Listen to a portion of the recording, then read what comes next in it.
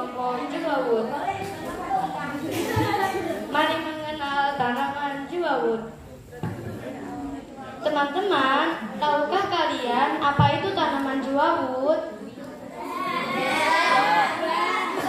Tanaman Jewawut adalah salah satu tanaman pangan. Tanaman sejenis biji-bijian berbiji kecil atau bahasa lainnya millet yang pernah menjadi makanan pokok masyarakat negara Asia sebelum budidaya padi dikenal orang.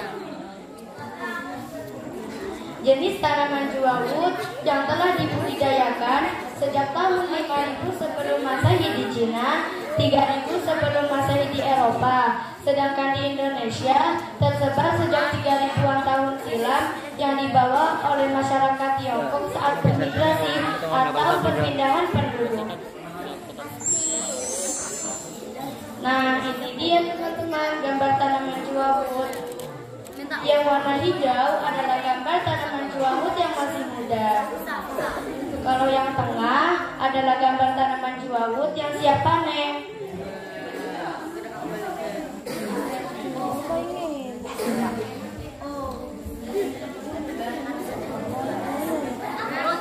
Dan yang terakhir adalah gambar tanaman Jewawut yang sedang dijemur. Nah, ini dia teman-teman tanaman Jewawut. Mari kita mengenal lebih dalam. Jewawut memiliki ciri khas. Yang pertama, bagian bunganya. Bunganya memanjang hingga 30 cm. Bunganya berisi bulir-bulir yang bisa dikonsumsi. Bunganya tegak atau melengkung. Biji Jewawut memiliki warna kuning. Untuk batangnya tumbuh tinggi mencapai 150 sampai 175 cm. Untuk daunnya sendiri, daunnya tunggal, berseling, berbentuk garis. Panjangnya antara 16 sampai 32 cm. Lebarnya 1,5 sampai 2,5 cm. Selain itu, Jewawut tumbuh di daerah tropis dengan pertumbuhan 3 sampai 4 bulan atau 75 hari. Mengandung karbohidrat 84,2%, protein 10,7%, lemak 3,3%, dan serat 1,4%. Teman-teman, ini loh manfaat dari tanaman Jewawut. Yang pertama, Jewawut cocok untuk penderita diabetes. Yang kedua, sebagai makanan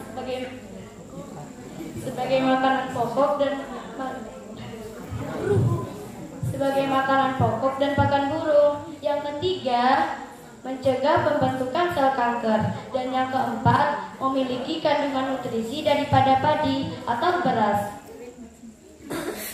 Maha suci Allah dengan begitu luasnya ilmu. Ternyata banyak di antara kita yang belum tahu apa itu tanaman Jewawut. Biasanya teman-teman mengira Jewawut itu hanya sekedar tanaman liar atau sebagai pakan burung. Padahal Allah menciptakan tanaman Jewawut dengan begitu kaya manfaat. Teman-teman, tahu nggak?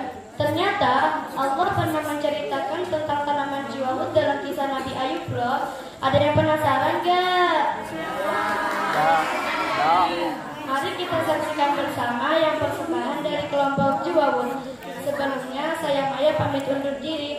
Berkelilinglah kamu mengitari bumi Allah yang luas dan ambillah pelajaran di sekelilingnya. Apabila kamu tidak tahu suatu urusan, maka bertanyalah. Selamat menyaksikan.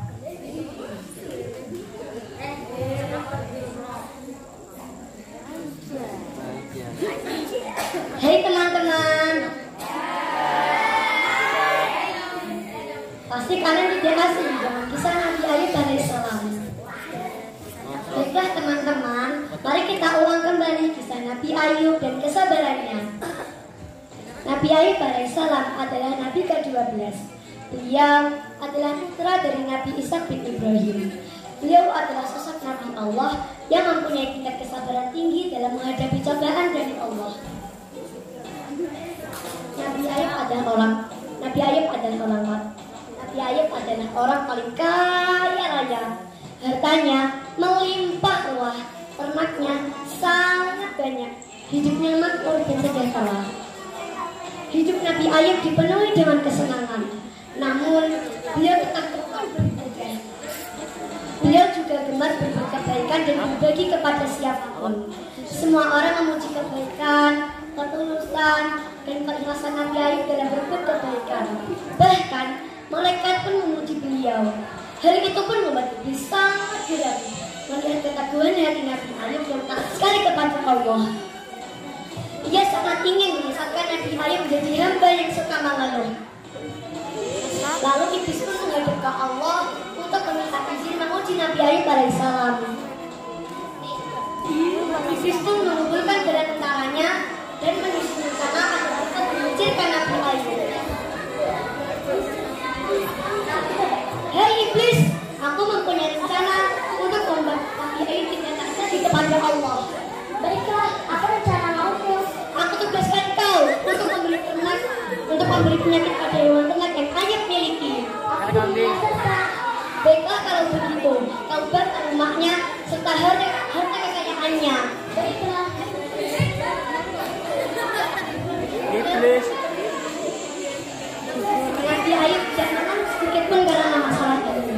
Ia malah semakin giat beribadah kepada Allah. Iblis pun yang melihat itu pun sangat jengkel karena rencananya yang tidak berhasil.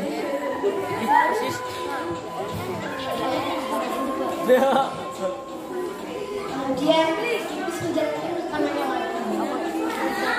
Mereka membunuh anak-anak Nabi Ayub yang berada di tempat tinggal. Mereka merubuhkan bangunan dan anak-anak Nabi Ayub pun meninggal dunia. Nabi Ayub duduk merenung sambil mohon ampun kepada Allah. Lalu iblis pun datang. Hei Ayub, malang sekali nasibmu. Semua hartamu dan anak-anakmu musnah. Rupanya Tuhanmu tidak mempedulikanmu. Percuma saja kau menyembahnya. Dia tak akan lagi menolongmu. Sesungguhnya anak-anakku adalah milik Allah. Jika yang berkehendak mengambilnya itu adalah haknya, tugasku sebagai hamba tetap bersabar dan bersyukur. Iblis pun kembali kaget dan jengkel karena rencananya yang tidak berhasil.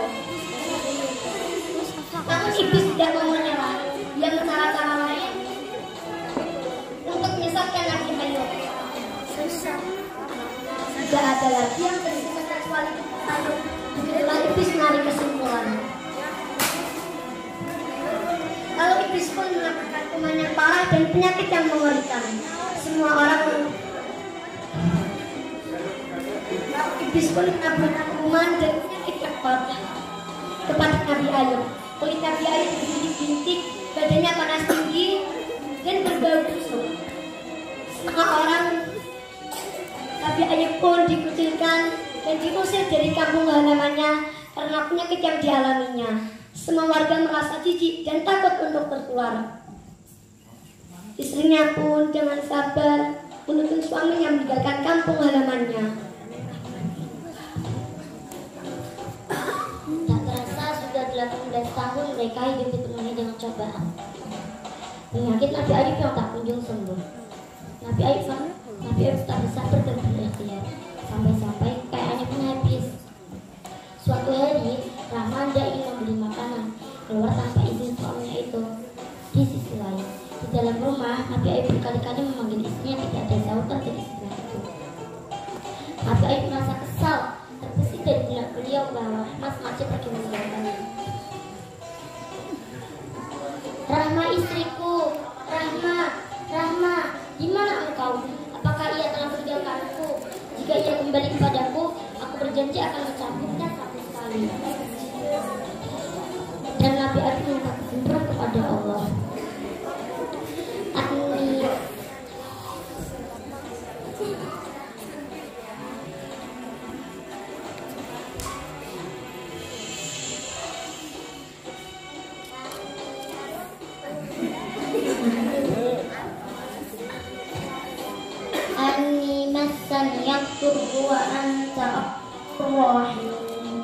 Ya Allah, sesungguhnya aku lagi tertimpa penyakit dan Engkau adalah Tuhan yang Maha Penyayang di antara semuanya. Dan Allah mengabulkan Tuhan. Allah Subhanahu wa taala memerintahkan untuk diizinkan gara-gara muhtasan dari wasyawarah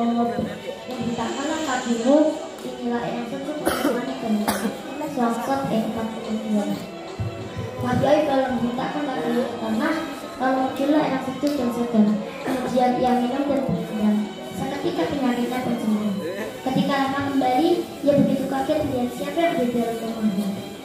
Siapa kau? Di mana Nabi Ayub? Akulah Ayub, Allah telah menyembuhkan penyakitku.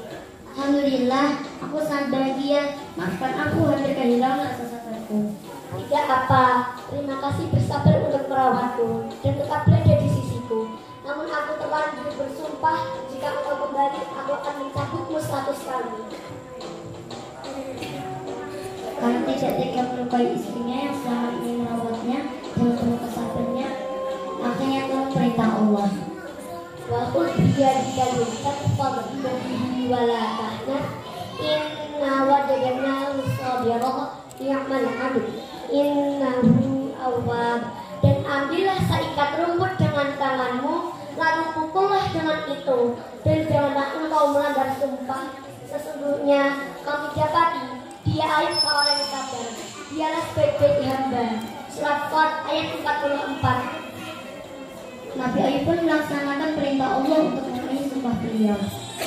Lalu Nabi Ayub mengambil sarang biji wabut, lalu diikat dan dipukulkan ke istrinya 1 kali pukulan dengan pelan. Nabi Ayub kini telah sembuh seperti semula. Saat menjauhinya, mereka telah menerima kembali Nabi Ayub. Atas kesabaran dan ketaatannya, dia kembali mendapat kekayaan dan keturunannya. Bahkan kekayaannya lebih banyak daripada sebelumnya. Nabi Ayub bahagia bersama anak-anak dan istrinya yang juga bersyukur dapat melewati ujian dari Allah dengan baik. Ia terus melanjutkan tugasnya untuk berdakwah, menyebarkan agama Allah pada kaumnya.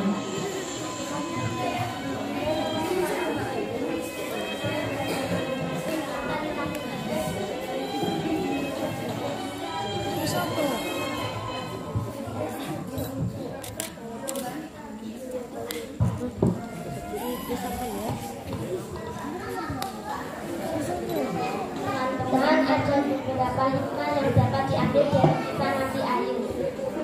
Selalu bersyukur dan taat kepada Allah dikala kaya maupun miskin. Sabar dan sabar dalam menghadapi berbagai cobaan. Menepati janji atau sumpah yang pernah diucapkan meskipun berat. Ikhlas dalam menghadapi kehilangan karena semua adalah milik Allah Subhanahu wa Ta'ala. Dan ada beberapa keistimewaan dari dosanya akan diampuni, terbebas dari siksaan api neraka, diberi pahala dan berkat emas dan bahagia. Demikianlah kisah Nabi Ayub alaihissalam yang sangat dalam menghadapi cobaan. Semoga kita dapat mengambil hikmah dari kisah ini dan senantiasa sabar dan ikhlas menghadapi cobaan dari Allah Subhanahu wa Ta'ala.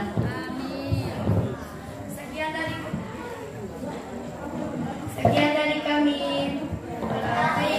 Wassalamualaikum warahmatullahi wabarakatuh. Kita bisa jadi santri yang berbakti, ridho dan rahmat dari Ilahi. Jadi santri kita happy.